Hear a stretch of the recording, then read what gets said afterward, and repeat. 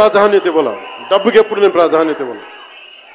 నేను ఇచ్చింది బంధాలకు ప్రాముఖ్యత ఇచ్చాను. మనిషి నుంచి మనిషి బంధం. నా గుండె నుంచి మీ గుండెకి 2 గుండెల దూరం అంతే. నేను ఏమి కోరుకోలే. చాలా కష్టాల్లో ఈ సినిమా చేశాం. పేరుంది, ప్రధానమంత్రి గారి దగ్గర నుంచి అందరు తెలుసు. కానీ దానివల్ల డబ్బులు రావు. మనకి డబ్బులు వచ్చే సినిమానే రావాలి. కానీ సినిమాని ఎలా చేస్తాం? మిమ్మల్ని రంజింపజేయాలి, మిమ్మల్ని ఆనందింపజేయాలి. మనకి ఖుషీ లాంటి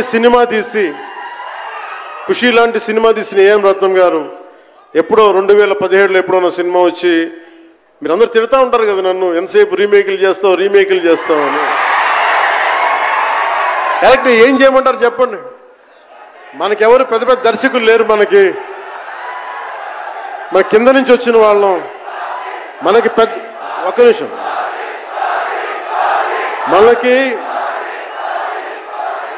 మన సినిమాలని చెప్తున్నా. ఓజీ సంతోషం, ఇది వీరా. మీకు ఈ సినిమా గురించి చెప్తాను. మీకు అంటే మనకి దర్శకులు ఎవరు లేరు. నన్ను అందరూ కూడా ఈ రీమేక్ చేస్తే వీడితో పని అయిపోతే డబ్బులు వస్తాయి, వీడికి రీమేక్ చేస్తే డబ్బులు వస్తాయి. మధ్యలో నేను చేసిన పాపం వల్ల ఒక ఫ్లాప్ తీసాను అంతే. ఆ ఫ్లాప్ తర్వాత నా గ్రిప్ రాలే మళ్ళీ ఫిల్మ్ ఇండస్ట్రీలో. మళ్ళీ నాకు నిలబడింది ఒక త్రివిక్రమ్ శ్రీనివాస్ నిలబడ్డాడు నా కోసం.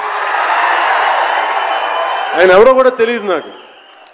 ఎవరన్నా సక్సెస్లో వెతుక్కొని వస్తారు, అపజయాల్లో వెతుక్కొని వచ్చిన నా మిత్రుడు, ఆత్మ బంధువు త్రివిక్రమ్ శ్రీనివాస్ వచ్చి అప్పుడు జలసా తీశారు. కష్టాల్లో ఉన్నప్పుడు లేదు. అడ్వర్సిటీ రివీల్స్ ట్రూ క్యారెక్టర్ అంటారు. కష్టాల్లో ఉన్నవాడే వచ్చినప్పుడు స్నేహితుడు. అలాంటి స్నేహితుడు నాకు భగవంతుడు త్రివిక్రమ్ శ్రీనివాస్ ద్వారా వచ్చాడు. అలాగే ఎందుకు రీమేక్స్ చేశాను మీకు ఉంటుంది కదా. నా పార్టీని ఎవడు నడుపుతాడు? కొత్త కథలు తీస్తే ఎప్పుడో వెళ్ళిపోద్ది.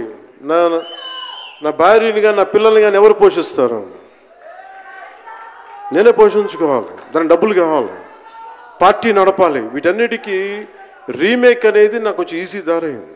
సొంత సినిమాలు కొత్త సినిమాలు చేయలేక కాదు, వేరే దారి లేక. నాకు దేశం పిచ్చి, సమాజ బాధ్యత పిచ్చి, సినిమా మీద ఉన్న కరెక్టే. నేనంటే మీకు పిచ్చి. అలాంటి నేను ఒక మంచి సినిమా రావాలని కోరుకుంటే